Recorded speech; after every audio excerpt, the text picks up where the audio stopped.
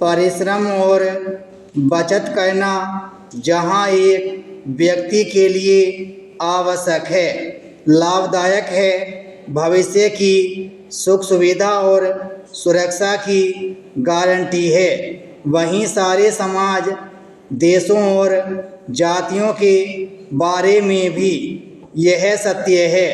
सामूहिक रूप से परिश्रम और बचत करना ही पूरे समाज, जाति और राष्ट्र की सुख सुविधा और सुरक्षा की गारंटी हो सकता है।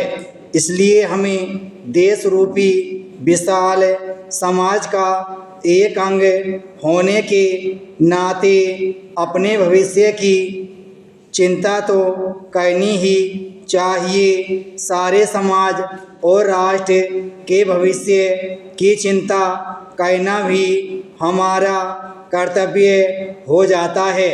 कहावत भी है कि बूंद बूंद से ही घड़ा भरा करता है, जल की बूंद बूंद से ही विशाल समुद्र का स्वरूप बना करता है। सो हर आदमी का कर्तव्य हो जाता है कि वह अपने व्यक्ति रूपी बूंद को समाज, देश रूपी घड़े या समुद्र में मिला दे।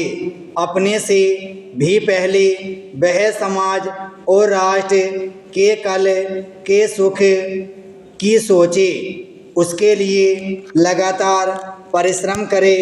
उसके परिश्रम से अर्जित एक एक पैसा उसके अपने लिए, सारे समाज के लिए सुख की कल्पना साकार कर सकेगा, ऐसा हमारा विश्वास है।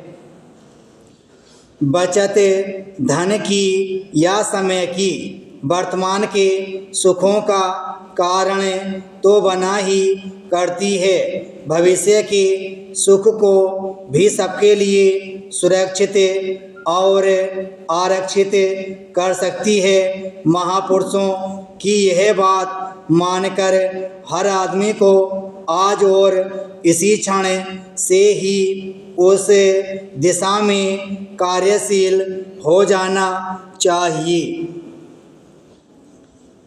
सरकारी नौकरियों में जो भविष्य निधि काटने और देने का प्रावधान रहता है, पेंशन आदि देने की व्यवस्था की जाती है, उसका वास्तविक उद्देश्य बचत करके कल के जीवन के सुख और सुरक्षा की व्यवस्था करना ही है। जीवन में विशेषकर आज के महानगरों के तरह तरह के वाहनों से भरे भीड़ भाड़ वाले जीवन में कभी भी कोई दुर्घटना घट सकती है।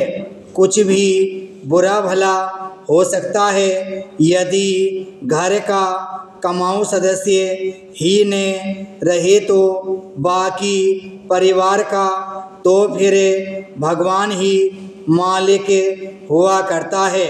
इसी प्रकार की दुखदायक स्थितियों से भविष्य को बचाए रखने के लिए कई प्रकार की बचतों को बढ़ावा दिया जाता है।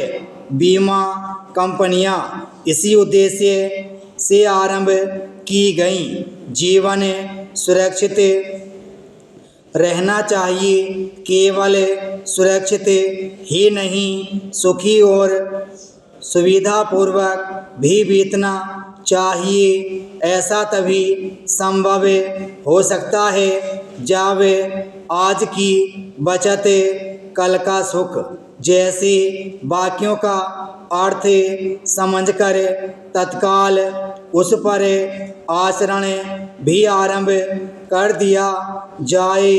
बुद्धिमानी इसी बात और प्रयास में है। कुछ लोग खाओ पियो और मौज करो का सिद्धांत मानकर चलने वाले हुआ करते हैं।